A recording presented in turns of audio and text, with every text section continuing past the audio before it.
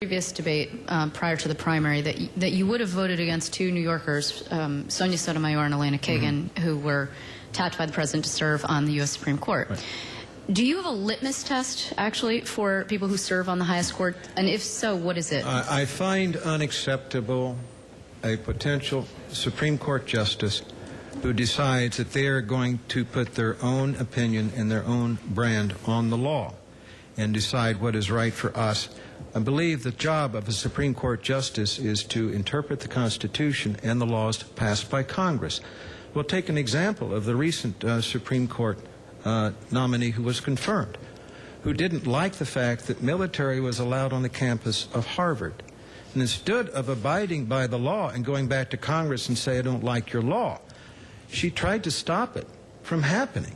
It is not her job to take the law into her own hands, and that's one of the reasons I would have opposed her. So if not political ideology, you're saying, not if a person's pro-choice or not pro-choice, but just strict constitutionalist. Absolutely, and someone who does have respect for the Congress in their passage of laws. You may not like what the Congress does. It is not your job to overturn them without going back to the Congress first. Mr. Schumer. Let me say this. I agree with Mr. Townsend's formulation. Judges should not make law. They should interpret the law. That's exactly right, and that's what I fought for. Unfortunately, and by the way, the example he brings with Judge Kagan, she was not a judge when she was doing that. But let me just say this.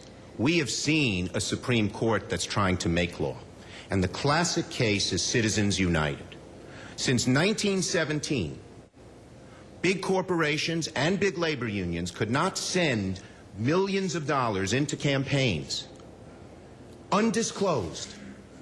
Under the Citizens United case, which broke precedent after precedent, that can now happen, and that's eating our body politic. So yes, we need judges who don't make law as they did in Citizens United. We need judges who interpret law. I believe Justices Kagan and